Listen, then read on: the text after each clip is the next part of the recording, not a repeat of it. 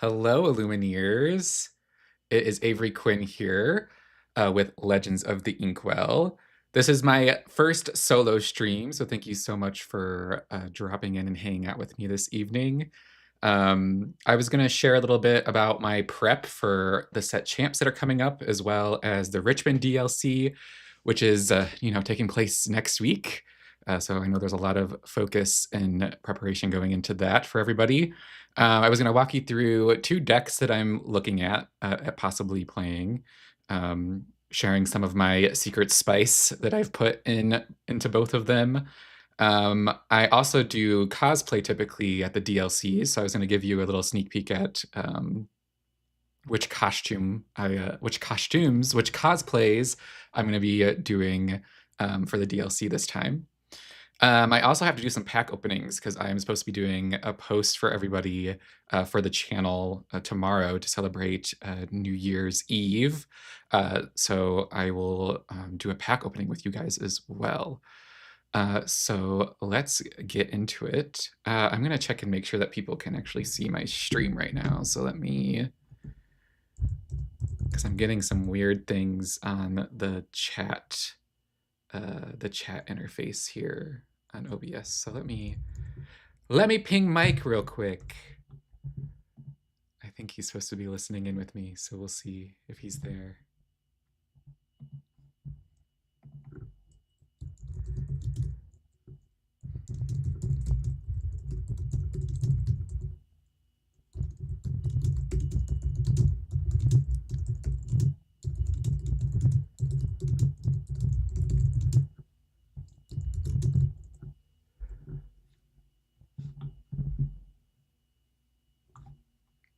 All right, y'all. If you guys are trying to chat me, I don't know if it's working. So we'll see. I have a mic on it. Okay, so first thing I want to talk about, we obviously have set champs coming up. I recently moved to the Richmond area, so I've been diving a little bit more into the community here. And I think I have like 4 or 5 DLCs that I'm planning on attending. I think most of them did a really good job at avoiding the DLC weekend. So I should be able to attend a lot of set champs, which is really exciting. I'm excited to see how the community here performs compared to what I'm used to back in Michigan. So yeah, I hope everyone's getting ready for set champs. I am still like on the fence on what deck I want to play, so I will share with you the two that I'm in between here in a minute. But I also want to touch briefly on the DLC coming up next week. Again, they're doing events now starting on Friday, which is really exciting. So we'll have events Friday, Saturday, and Sunday. The main event taking place Saturday and Sunday.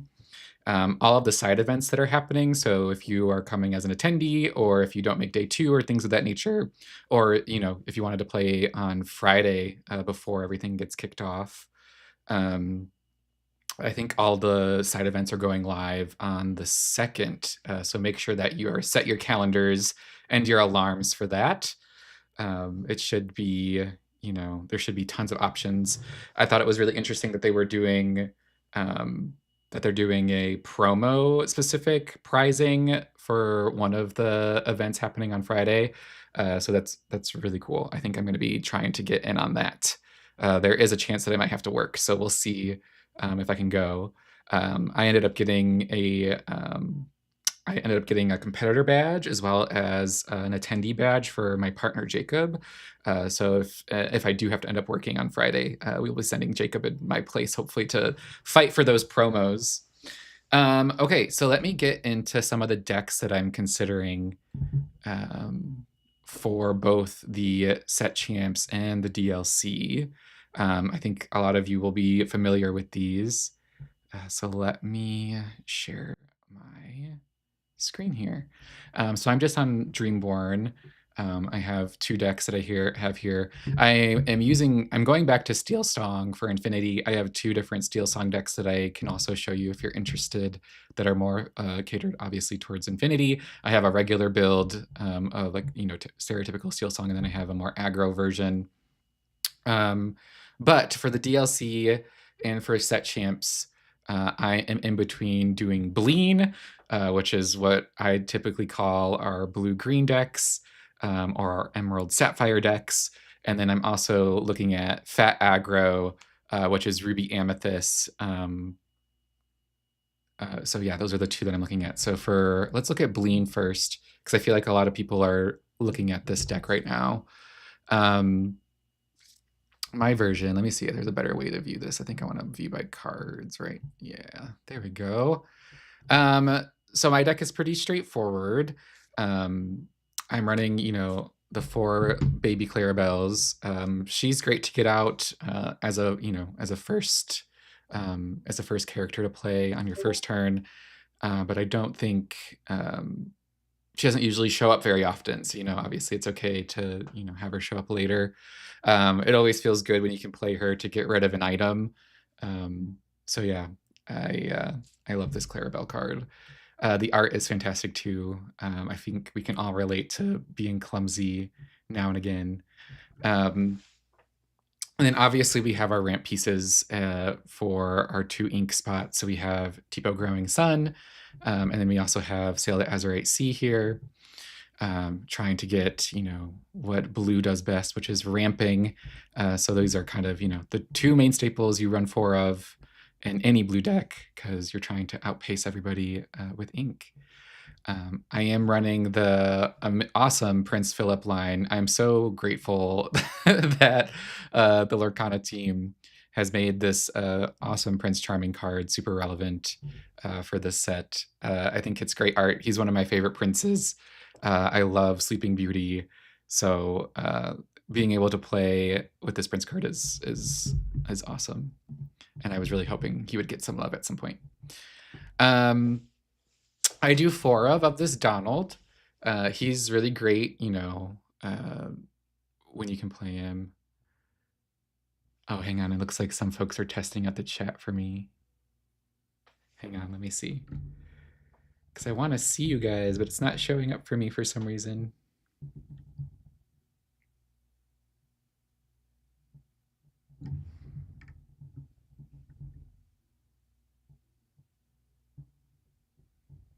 Oh, I might have to restart OBS. I don't think I'm going to do that. I think we're too far gone. But I can see your chats in the little screen in the far right. They're just not showing up for me in my chat box for some reason. But that's okay. I can squint. But anyway, back to my deck here. I am running 4 of the Donald Duck. He's such a great card because, the main thing you want to do within a Bleen deck is, get through your entire deck. So you always have options. You have tons of things to ink. You have all the answers.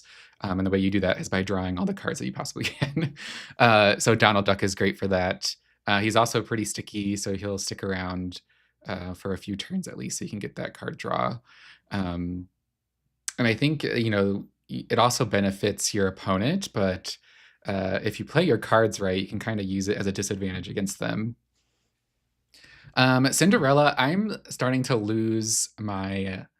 I don't know how to feel about Cinderella. I think she's great. I think that it's awesome that she helps you ramp. I also think that it's great that she replaces and helps you filter. So she's great for that piece. I don't know if I will keep her at 3 going into the set champs. That's what I have her at currently. I might go down to 2 maybe and add another Kita. I don't know. We'll see. Cinderella, she's great when she works, and she sucks when you have her just sitting in your hand. So yeah, I'm on the fence about Cinderella. I don't know how you all feel about her. And then I'm running 2 of this Kita. She's awesome because she has Ward, and she's also another great way to help you filter. You basically look at the top 2 cards of your deck, and you put one into your Inkwell and one at the top of your deck. Yeah, she's awesome. I think that's who I would up if I had to get rid of one Cinderella, would be Akita. And then you have John Silver. John Silver is so clutch. I love when I can get John Silver out, especially when I'm going against a more aggressive decks, because you just play him and they are forced to run their little tiny things into your bigger characters. So it's great for controlling a lot of your more aggro players. And he's just great. He's just awesome. I love this John Silver card, so I always run 4 of. This Basil, I only own 1 of him, which is so funny. I didn't pull very many of him. back during his set, so I only have one, so I run one. I know a lot of people like him. Um, I like having the 4 of John Silver versus having like a 3-2 situation to just have another Basel.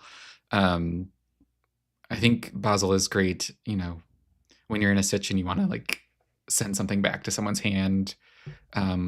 He also feels great when your opponent only has like a few cards in hand and you make them discard something. That's always, a great position to put your opponent in. It feels gross, but yeah, I think I'm only running one of him. First of all, just because I only have one, but I also think I don't think I would use him as often, and he doesn't feel as great as like a John Silver to me personally. We obviously have our shift Clarabelle target. You have to run 4 of with her if you can get her down when your opponent has a bunch of cards. And if you can play like a You're Welcome or anything that makes them, anything that makes your opponent have to take a character back or draw something so you can really leverage Clarabelle, she feels really great. So I run 4 of her. She's also fabulous.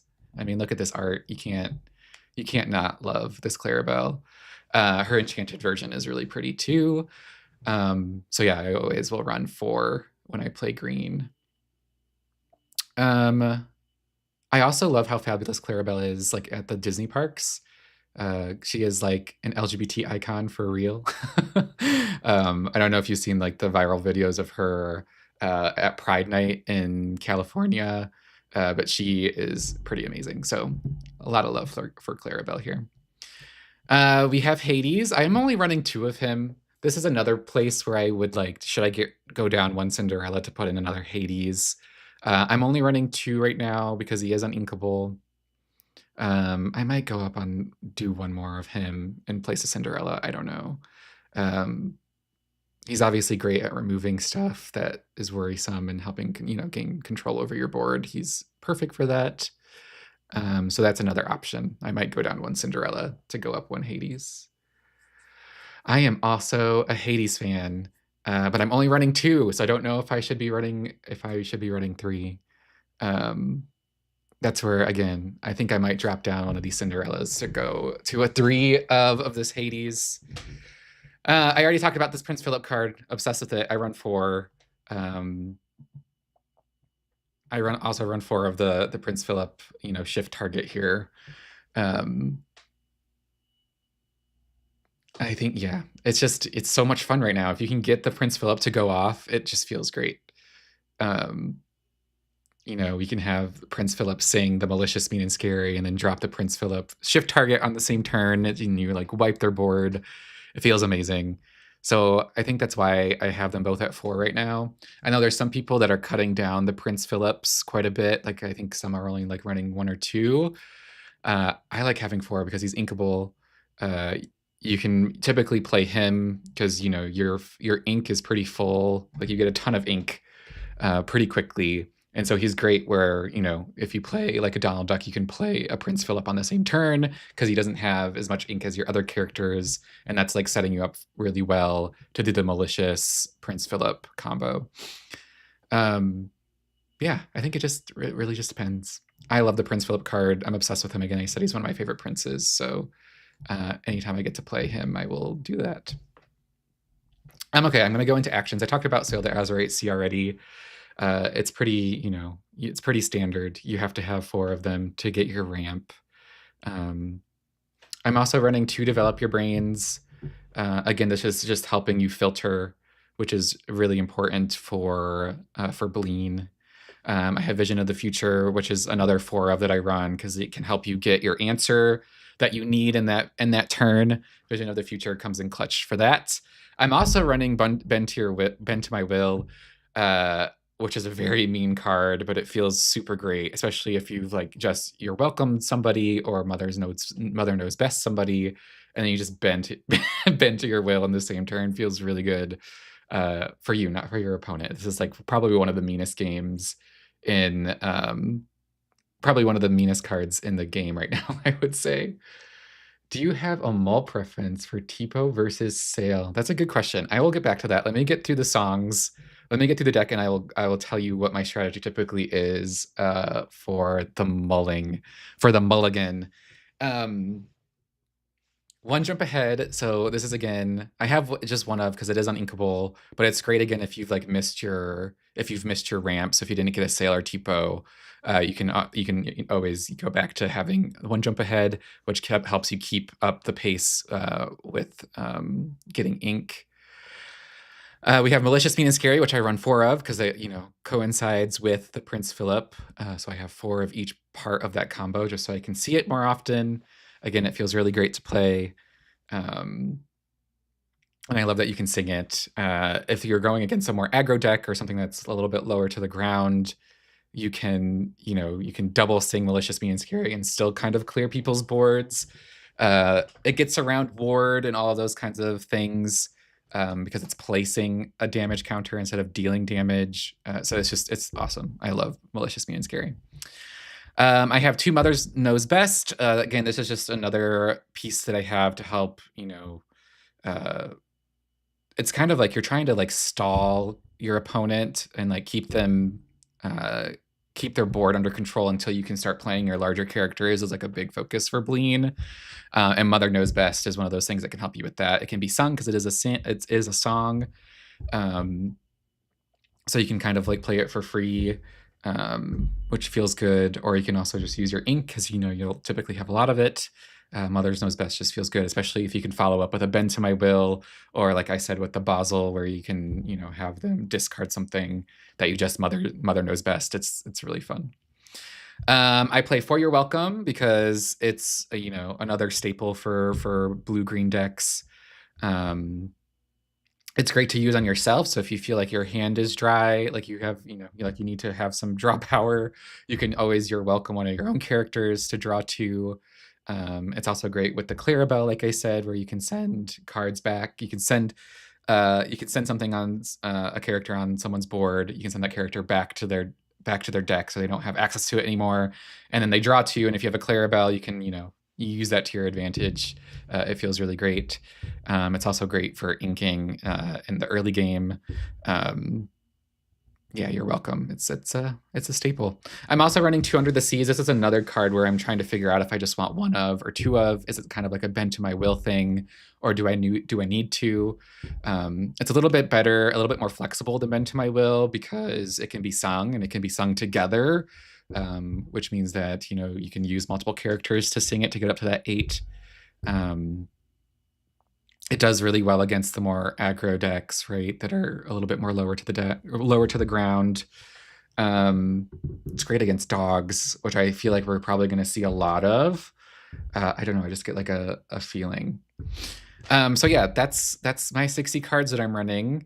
I have 36 characters, 11 actions, 13 songs. You can kind of see the breakdown of inkable versus uninkable. It feels pretty healthy. I only have 11 uninkables. So I have room to add more if I wanted to, but I don't know. I like having all of the ink options, to be honest. You'll see that on my cost curve here, I have nothing that costs 5, which I think is so funny. You kind of just skip over 5, given all the ramp that you have. Yeah, just kind of fun. I want to go back to the question that I'm seeing in the chat. So when it comes to like my mulligan preference on if I'm doing tipo or if I do sail, it really depends on what the other cards that I have like in my hand, obviously. So if I have my starting hand, if I have like a Hades and a tipo, I will typically keep the tipo in the Hades because you can ink it off of the tipo. Or vice versa. Like if you have a Bend to My Will and it's like really early in the game, you can use tipo to like use it as ink. So it really just depends on like what I have in the opening on if I do a tipo play on turn 2 or if I do a sail. I'll typically do a sail if I have a lot of like inkables. I'll do the sail so I can draw, and then I have tons of options. I typically will reserve tipo for when I have like a handful of uninkables. To be honest, but both options are great. And if I end up with both, like I want to be ramping as much as possible in the early game. So like I am typically looking for the tipos and the sails as many as I can get in my opening hand, so I can get that ramp really quickly. Typically is what I'm looking at. Hopefully that answered your question. Oh, and then you are talking in the chat. Jess is talking about Under the Sea, like losing interest in it. It's fair, but I think the meta is showing that there is like a lack of interest in running Under the Sea because there's a lot of big things that were kind of in the meta like in the last couple of weeks. But I think that the shift is going to be people are going to try to get, a little shisty with it, and they're going to, play more aggressive like dog decks going into the championships because we haven't been seeing very much of it. So I feel like there's going to be another shift. So I think to get around that and to be prepared for that, I would be running an Under the Sea, at least one copy of going into the set champs and the DLC next week personally, because I feel like we are going to be seeing a lot of aggressive dog decks. So yeah, that's one of the decks that I'm leaning towards. Again, I think some of the shifts that I would make is I don't know if I want to run 3 Cinderella. I might go down to 2. I feel like, a good replacement for her is another Hades here. I think I'm going to keep Basil down to just 1, just because, again, I only have 1 of him. But also, I like having the focus on the John Silver. He feels really good to play right now for me personally, so I will probably be keeping John Silver there. I could also add another Kita in place of that Cinderella, but we'll see. I think the Hades might be the better play, honestly, now that I'm thinking about it. Because he'll just help control things a little bit better. I think I'm going to keep Bend to My Will. I might go down 1 Under the Sea, and that's where I add my additional Kita. I don't know. But Bend to My Will, it just feels so great if you can play it. It feels so evil. It's a great card. Cool. Let me move into my next deck. I think if I go here, yes. So the next deck that I'm looking at, we call Fat Aggro on my team here. Fagro for short. Let me change the view of this one. So speaking of aggro decks, this is I think Fat Aggro is like a great descriptive name for this deck. Because it is really aggressive. You can play really fast. You're dealing with a lot of like high lore, like a lot of evasive characters that can stick relatively easily. But you also have enough things in here that can help you like maintain control. So if you end up losing your aggro pieces at the beginning, you have enough things on the back, like in the later mid game, that can get you back into it. So it doesn't feel as gross as, like getting Under the Seed. With this deck is a lot nicer than if you were playing a dog deck, So let me go through it here. There's a lot of debate around like what 1-drops you should play here. I've seen one of the characters that I've seen probably more so with Purple Steel is that Rafiki. I don't play the Rafiki. I don't know. I just don't feel like he fits very well in here. You might be able to, get rid of the Tinkerbell for the for him, but I don't know if I would do that. I kind of like the vibes of the Tinkerbell better. The issue with Tinkerbell is that she doesn't stick around very long typically, but she's great at, dealing damage. It sucks if your opponent is playing purple and they have a Cheshire Cat, because they typically will target this Tinkerbell so they can get the damage on him. I've seen that happen one too many times. But anyway, let's go through the deck. So I'm running for my 1-drops. I have 4 Diablos. I just love him. He's a great staple. He lets you draw a card. People will either avoid him or deal with him right away. And you don't care really either way. Like, to be honest, like this Diablo is great because you want the card draw at the end of the day. So he's great for that. So I will always run 4 of him. Palace Guard, I run 3 of him. He is really sticky. Like, it's hard to get rid of him because he has that 4 willpower here. So he sticks to the board, and people typically ignore him for a really long time. And so he quests quite a bit in this deck. I'm running 3 Tinkerbells. Again, I might actually go down to 2 and run 4 Palace Guards, to be honest, to kind of stick with that more aggressive opening, maybe. But I don't know. Maybe I'll keep it 3-3. But I'm running 3 Tinkerbell currently. Again, she's great for dealing with early game, like early characters that your opponent are playing. It's great for controlling more aggressive decks like dogs. Um, but yeah, she's just an interesting card if you're playing against purple, I would say. But those are my one drop characters. For two drops, this beast here, Diablo. I love this card. I run four of him. You know, he's a great aggressive play. Fits really well with fat aggro. I feel like he is a staple for this deck, so I love that this Diablo exists. Lumiere, also another two drop that I run. This guy comes in clutch. Let me tell you. Like, so if you're playing a Bleen deck and they're running Under the Sea, he can protect all of your low attack characters because you can buff. He gets, you know, he buffs him up. I don't typically. He is one of those characters where you put him on the board and you just leave him alone. He doesn't necessarily quest very often. He pretty much stays unexerted for most of the time that he's on the board because he's that buff that he gives all your other characters is like very important. So when I play him, I typically keep him unexerted unless there's nothing else, you know, there's no other things on my opponent's board, or if I feel like he's going to get banished to something anyway, like that's when I would probably quest with him. But yeah, Lumiere, he's great at keeping your characters alive.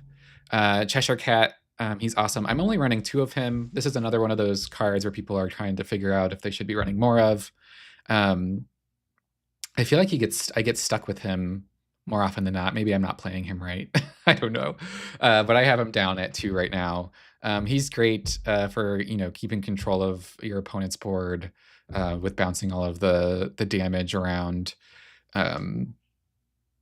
He's also, you know, some of my secret spice for this deck is this. I run 2 magical maneuvers.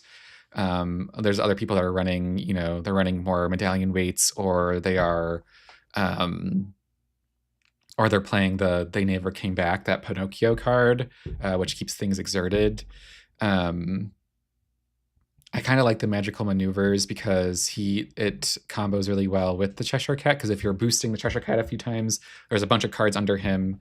You can bounce him back to your hand using magical maneuvers, get all those cards back while exerting, you know, one of their other characters for an attack.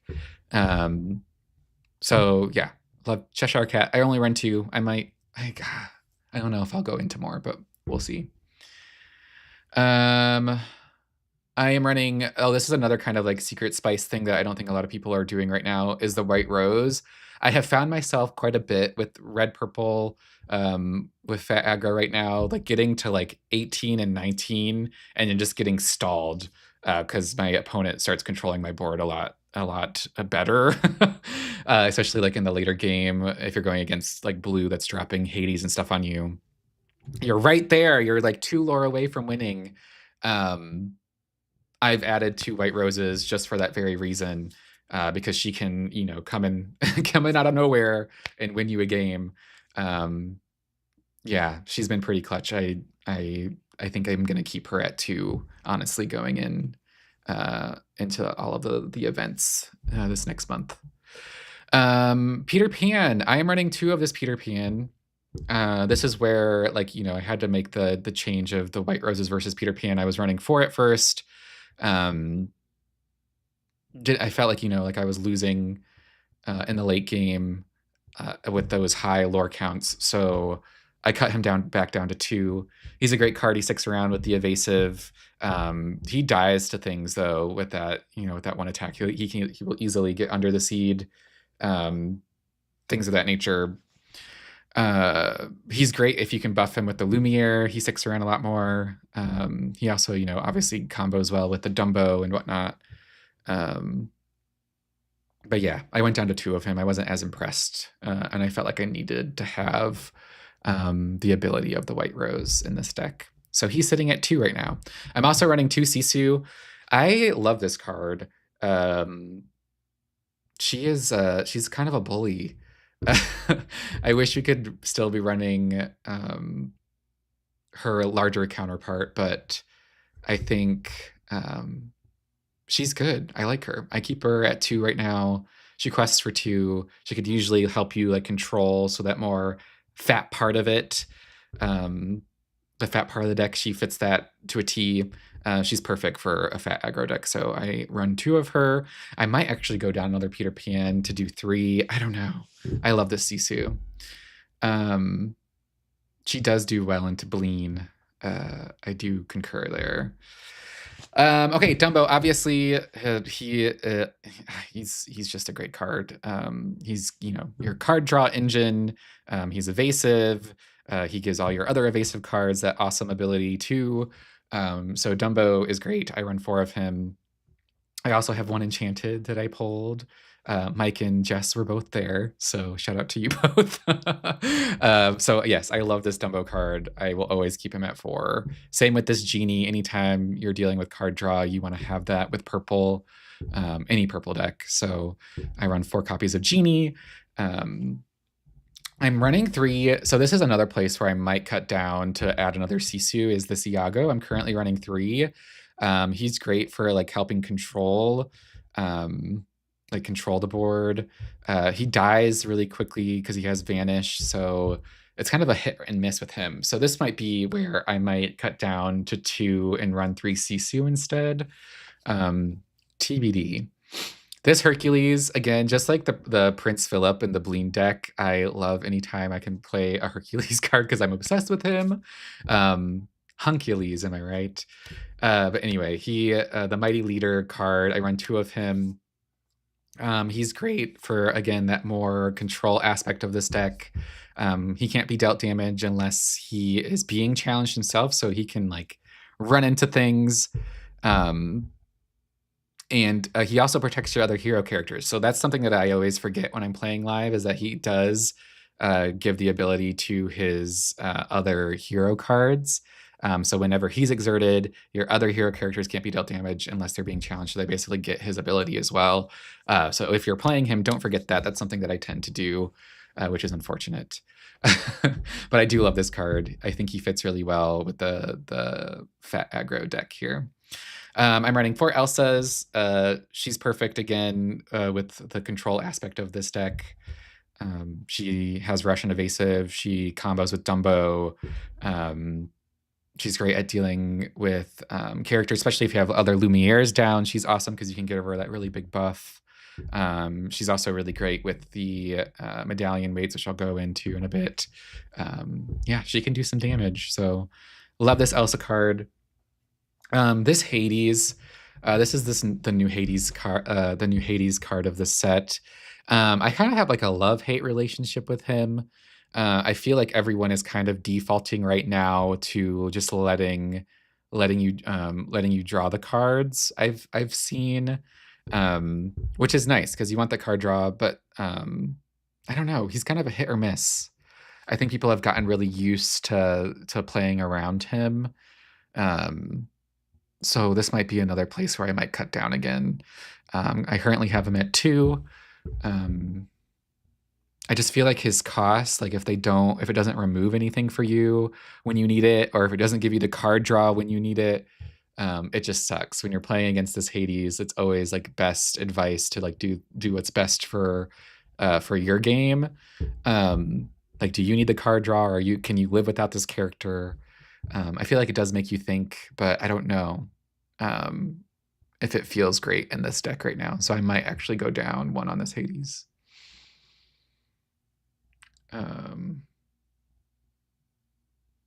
Yeah, that's true. I see that. Chat saying that he ends up still being a body and he draws cards. I don't know. I just feel like there's like one thing missing with him for some reason. I always feel like I'm like, I guess I'll play Hades, like it doesn't feel like the best play all the time. So we'll see. We'll see. He might just say it too. I don't know. I could cut him for another Ursula because I do love this Ursula Whisper. I just love, she's great when you can play her late game because you can boost her typically right away. She gets that evasive aspect, and she gets that +1 reduction. She's questing for 3. She's also a body herself, so this might be where I Would you rather hardcast friends for 3 or play him for 5? That's a good question. Play him. I feel like I would probably rather play him for 5, right? Because you can use his ability, you can draw the cards, possibly, and then again he has a body. So that I guess, Mike. I don't know. I think I might drop him down to 1 still though. Okay, so this Ursula Whisperer, back to her. She is the moment. Look at this card, so beautiful. I love that she quests for 3. I don't know. She's great. I love her, especially when I can get her out and get her boosted. She usually can seal games for me pretty quickly. This Headless Horseman card comes in clutch as well. So I also run 4 of him, obviously because he has that removal right away. He's great against Elsa. So if you're playing purple, he's pretty mean because you can get rid of their Elsas and their genies, which always feels great. He feels good against dogs as well. This is another one of the, so he has 2 abilities, right? I always forget this other one. So when you play him and you banish a character, it also gives the buff to everything by banishing them with his ability. So don't forget that. I have done that before in live games. So yeah, you could probably take more things out than you realize. So don't forget about, make sure you read your cards, people. But yeah, the Headless Horseman, he's great. I run 4 of him. And then Demona, she is like the MVP of this deck. I feel like if you can get Demona out, you draw your 3 cards when you have, nothing in hand.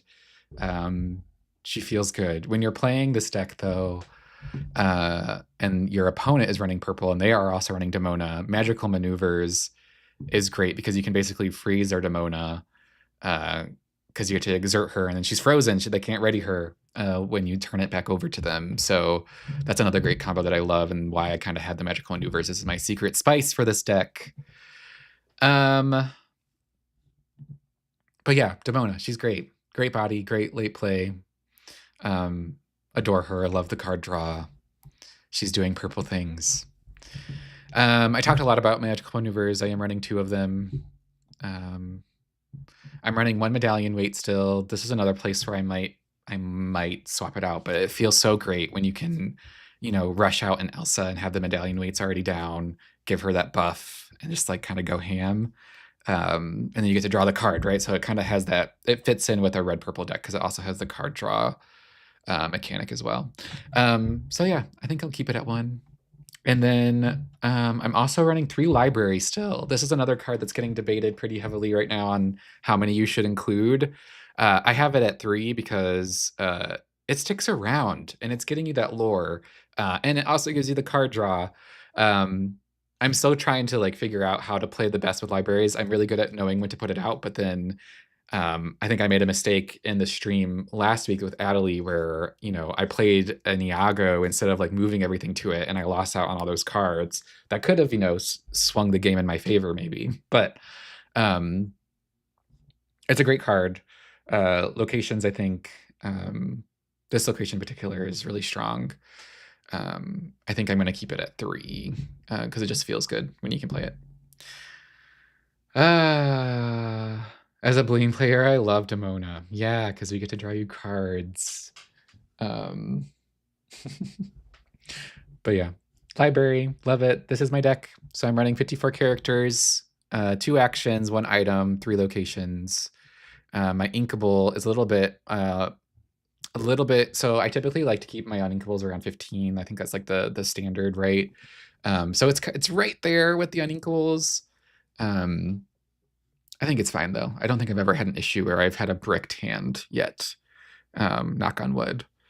I will say the one deck that I did run into that was my freaking Steel Song for Infinity a couple weeks ago. I kept running into all my uninkables. It was terrible. So yeah, I haven't run into that issue with this deck yet. Knock on wood. Cost curve is pretty good. But yeah, that's my red purple deck. Fat aggro.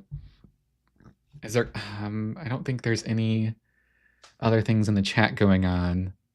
So I'll move into the next thing, which I wanted to talk through what my outfits are going to be for the for the DLC next week. I'll give you a little sneak peek. So I typically will dress as one of the Disney guys. I've dressed as Prince Eric before. I did Naveen, I think, last time in Milwaukee. And who was the other one? Oh, I did Flynn Rider. So I typically will come, as long as I'm playing well in the main event, I will come dressed in cosplay. I'm going to switch my screen here so you can see my video better. Chatting. There we go. There I am. So this is the sneak peek for what cosplay I'll be wearing for the DLC. I wore this for Halloween as well, and I really loved it. It got really good reactions. So this is all I'm giving you.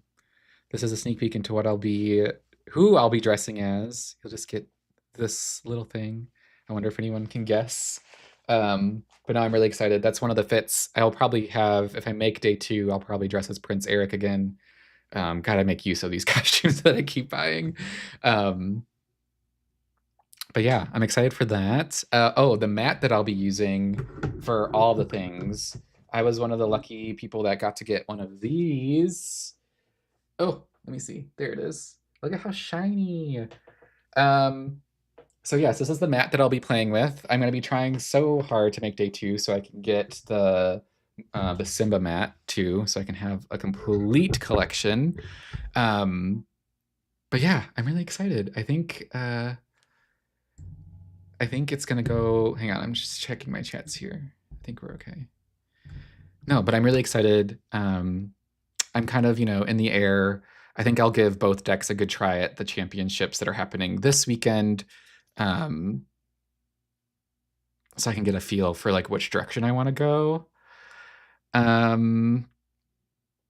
But yeah, I think I'm definitely leaning more towards to fat aggro, just because it's a lot more fun for me to play. I think there's going to be a lot of blue-green players going into these, so I don't know. We'll see. We'll see what happens. I think let's move into the pack opening. So like I said at the beginning, I'm supposed to be opening packs for celebrating the new year. So I figured I would open them live on the stream as well. So you guys get to kind of get a behind the scenes on how I record these, and then we can also celebrate together if I open anything exciting. So let's see. I over the holidays I picked up one of these gift sets. So I got the one with the cute Mickey binder, and you get one of the sparkly Tinkerbells. Look at how shiny. I love these like glitter foils for some, I don't know. They just speak to me. I'm a very glittery person, as you know, as most of you know. So I have, and in that gift set, you get 4 packs. So I will be opening up one at a time because I have to also record the New Year's Eve post. So bear with me while I do this. I had to put on my little wireless mic so that I can have some good audio for the recording as well. So I'm gonna go to video here. And the way that I typically shoot these is I do dual capture, which is like a fun thing on the newer iPhones. So let's do it. Oh, hang on. I'll just record the other pieces when I'm off stream. So we'll just record the pack openings here. All right. Pack 1. Let's see what we get. I don't have a view for you guys to see the cards, unfortunately, but I will show them with you if I get anything good here. All right. We got a Queen of Hearts, the Queen, Ariel, Enchantress, One Jump Ahead, I'm Stuck, Hey Hey, Cinderella, Robin Hood, Maui Whale. What a epic card. We have Nala and a foil Shurkan. That's a foil rare, everybody. Look at that. Woo! So fun. Nothing major. I do love this Nala card, though. Back when I was playing Amber Steel.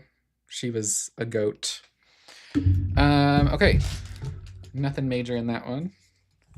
I'm gonna keep recording. I wish I could show you my hands at the same time. We'll have to figure that out, Mike, for the next one.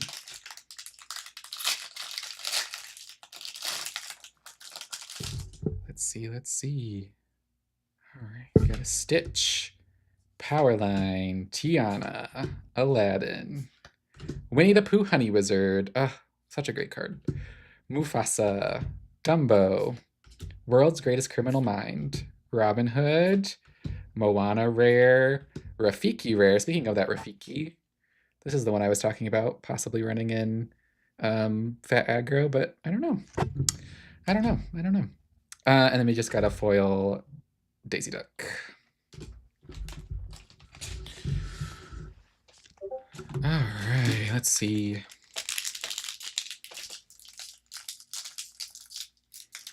Pack number 4, guys. We have 2 more to go.